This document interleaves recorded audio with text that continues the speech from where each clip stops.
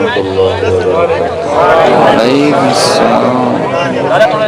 فی خلقہ کیف یشاء ویختص برحمتہ من یشاء ویؤید بنصرہ من یشاء ویغفر لمن یشاء ویعذب من یشاء وما تشاءون الا ان یشاء اللہ رب العالمین۔ نہ ملے بڑا ناراض، یعلمون ظاہرا من الحیات الدنیا، صرف اٹک کو جانتے ہیں، وہم عن الآخرۃ ہم غافلون، اور آنے والی زندگی سے بالکل ناآشنا اور غافل ہیں۔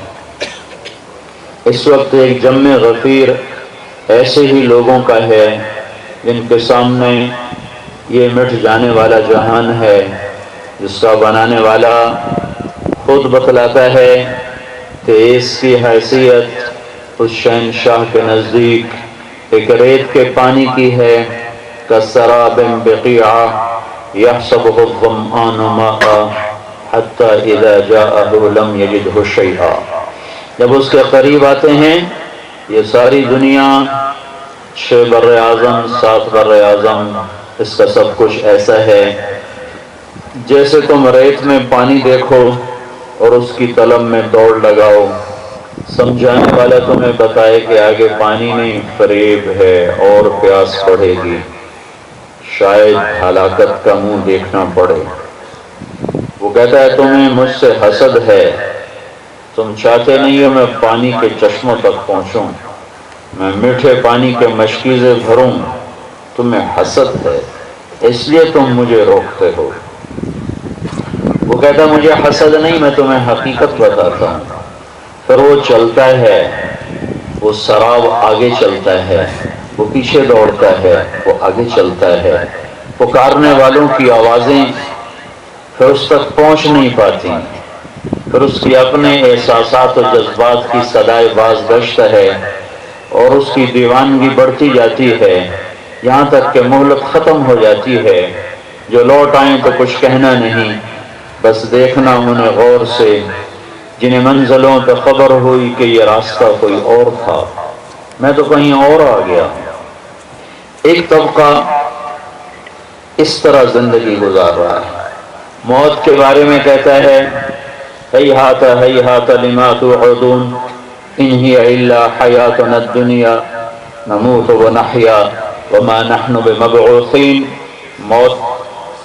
موت مٹا دیتی ہے، اس کے بعد کچھ نہیں ہے، جو کچھ تمہیں بتایا جا رہا ہے یہ سب جھوٹ فریب ہے، یہ سب ملاؤں کی باتیں ہیں، یہیں جینا ہے یہیں مرنا ہے، موت کے بعد کچھ نہیں۔ اَإِذَا مِتْنَا وَكُنَّا تُرَابًا وَعِظَامًا أَإِنَّا لَمَبْعُوثُونَ أَوَآبَاؤُنَا الْأَوَّلُونَ۔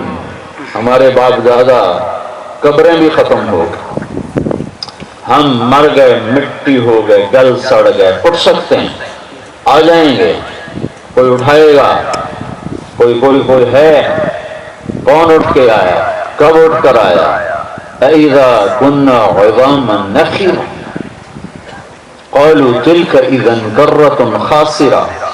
اللہ نے جواب دیا فَإِنَّمَا هِيَ زَجْرَةٌ وَاحِدَةٌ فَإِذَا هُمْ بِالسَّاهِرَةِ۔ تو قرآن عرب پر اترا ہے، عجم کے فلسفیوں پر نہیں اترا کہ منطق بھی قرآن سے ثابت کرتے ہیں پھریں دیوانے۔ یہ عرب کے سادہ لوگ چرواہوں پر فطرت کے قریب فَإِنَّمَا هِيَ زَجْرَةٌ، ایک ڈانٹ، فَإِذَا هُمْ بِالسَّاهِرَةِ، تم سب ایک میدان میں جمع۔ زجرہ کسے کہتے ہیں؟ ڈانٹ، ایک یہ ویسے معنی ہے، لفظی معنی ہے۔ زجرہ عرب چرواہا ہے، بکریاں بھی چراتا ہے، اونٹ بھی چراتا ہے۔ چرواہے اور جانور میں ایک زبان مشترک ہو جاتی ہے، وہ جانور سمجھتا ہے۔ جب چرواہا ایک آواز نکالتا ہے تو وہ جانور چلتا ہے۔ پھر چرواہا آواز نکالتا ہے، وہ جانور رکتا ہے، پھر چرواہا آواز نکالتا ہے، جانور واپس آنا شروع ہو جاتے ہیں۔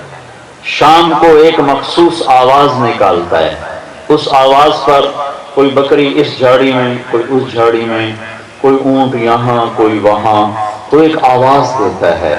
اس آواز سے سال ہا سال ہو چکے ہیں، اونٹ بکری کے کان آشنا ہیں کہ یہ واپسی کا سائرن ہے، یہ واپسی کی آواز ہے، یہ ہمارا ساتھی ہمیں واپس بلا رہا ہے۔ تو جو ہی وہ آواز کان میں پڑتی ہے تو یہ جو پالتو جانور اس کے ساتھ زندگی گزار رہے ہوتے ہیں، یہ وہیں چھوڑ دیتے ہیں جھاڑی کو، چارے کو، اور ایک دم واپس آنا شروع ہوتے ہیں، ادھر سے ادھر سے ادھر سے ادھر سے، وہ سب اکٹھے ہوتے ہیں، پھر وہ ایک آواز دیتا ہے تو وہ چلنا شروع کر دیتے ہیں۔ چرواہے کی یہ مختلف آوازیں ہیں، اس میں سے چرواہے کی وہ آواز جس پر جانور واپس آنا شروع کریں اور اس کے پاس جمع ہونا شروع کریں، اس کو عربی میں زجرہ کہتے ہیں، زجرہ۔ وہ کہہ رہے ہیں بکھرے ہوئی ہڈیاں،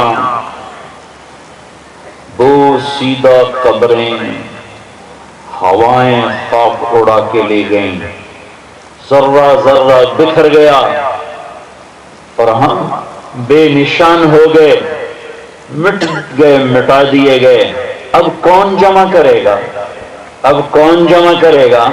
تو اللہ نے ایک لفظ اتارا۔ یہ عرب کا بدو جانتا ہے کہ اللہ کیا کہہ گیا ہے، تم نہیں سمجھو گے، میں نہیں سمجھوں گا۔ عرب جانتا ہے کہ یہ کیا کہہ گیا، اور اس کا اس لیے تو وہ قرآن کے آگے گر جاتے تھے۔ جب یہ آیت سنی، ایک بدو نے اونٹ پہ جا رہا، مزے سے جا رہا، ایک صحابی قرآن پڑھ رہا ہے، فَاسْدَعْ بِمَا تُؤْمَرْ وَأَعْرِضْ عَنِ الْمُشْرِكِينَ، تو وہ اونٹ سے گرا اور سجدے میں پڑ گیا۔ ایمان والا نہیں ہے، مسلم نہیں ہے، عرب ہے، کلام سمجھتا ہے۔ پوچھو علماء سے اس میں کیا خوبصورتی ہے، کوئی پتہ نہیں۔ ترجمہ بھی کبھی حسن کو بتاتا ہے، ترجمے سے بھی کسی چیز کا حسن معلوم ہوتا ہے۔ ہاں، وہ ابو عبید ہیں، کہنے کو میاں کس سے سجدہ کر رہے ہو؟ کہ یہ جو تو کلام پڑھ رہا ہے اس کی عظمت کو سجدہ کر رہا ہے۔ فَاسْدَعْ بِمَا تُؤْمَرْ، ترجمہ ہے جو کہا گیا کھل کے کہہ دو۔ اس میں کیا خوبصورتی ہے؟ اس کی خوبصورتی اس کی اصل میں ہے، اس کی اصل میں ہے کہ اس میں کیا حسن ہے جس نے بدو کو زمین پہ گرا دیا اور سجدے میں ڈال دیا۔ زجرہ، فَإِنَّمَا هِيَ زجرہ، ایک پکار، کون سی؟ اے قریش مکہ، روزانہ تمہارے چرواہے تمہارے جانور چرانے جاتے ہیں، پھر جب شام ہوتی ہے، دن ڈھلتا ہے، تو وہ ایک آواز دیتے ہیں، اس پر جانور کھینچے چلے آتے ہیں، تم بوسیدہ ہڈیاں بن کے بکھر گئے اور تم جانوروں کی طرح کونے کونے میں منتشر ہو گئے۔ فَإِنَّمَا هِيَ زَجْرَةٌ وَاحِدَةٌ، پھر تمہارا رب ایک آواز دے گا، جیسے جانور کھچا ہوا آتا ہے، تم اپنے رب کی آواز پر کھچے چلے آؤ گے۔ فَإِذَا هُمْ بِالسَّاهِرَةِ، فَإِذَا هُمْ بِالسَّاهِرَةِ، آؤ گے کھچے ہوئے۔ لیکن پھر بھی ایک طبقہ کہتا ہے کچھ نہیں ہے، ایسے ہی فضول ہے، وہ تو اللہ کوئی نہیں مانتا۔ ایک بے شمار طبقہ جو کہتا اللہ ہی کوئی نہیں، تو آخرت کیا چیز ہے، جنت کیا چیز ہے، جہنم کیا چیز ہے۔ ایک طبقہ وہ ہے جو آخرت کو مانتا ہے، جنت پر یقین، جہنم کا یقین، پر نہ جنت کا شوق نہ دوزخ کا خوف۔ اللہ کو مانتا ہے پر اس کی نہیں مانتا، رسول کو مانتا ہے پر اس کی نہیں مانتا، قرآن کو مانتا ہے پر اسے اٹک میں داخل نہیں ہونے دیتا، اسے اپنی زندگی میں آنے نہیں دیتا۔ اٹک نام ہی کیسا، اٹک گیا بھائی، ہر شے ہی اٹک گئی ہے۔ یہ مسلمان ہے۔ جب شیطان کو اللہ نے مردود کیا تو اس نے اللہ سے ایک بات کی، میرے اللہ نے کرم کر کے وہ بات ہم تک پہنچا دی کہ یوں کرنے والا ہے۔ فَبِمَا أَغْوَيْتَنِي، مجھے نکال رہے ہو نا؟ ہاں۔ کیسا سن پھر، پہلے اس نے مہلت مانگ لی تھی کہ مجھے قیامت تک مہلت کر لے جا، تو کہا پھر اب سن لے، لَأَقْعُدَنَّ لَهُمْ صِرَاطَكَ الْمُسْتَقِيمِ، اٹک میں جتنی راہیں تیری طرف جاتی ہیں، جو راہیں تیرے در کو جاتی ہیں، جو تیرے آگے جھکاتی ہیں، جو تیرا بناتی ہیں، ہر راہ پہ میں خیمے گاڑ دوں گا اور میں چوکڑی مار کے بیٹھ جاؤں گا۔ ثم لآتینہم من بین ایدیہم، سامنے سے وار کروں گا، ومن خلفہم، پیچھے سے وار کروں گا، وعن ایمانہم، دائیں طرف سے وار کروں گا، وعن شمائلہم، بائیں طرف سے وار کروں گا، ولا تجد اکثرہم شاکرین، پھر دیکھ لینا اٹک کا کوئی تیرا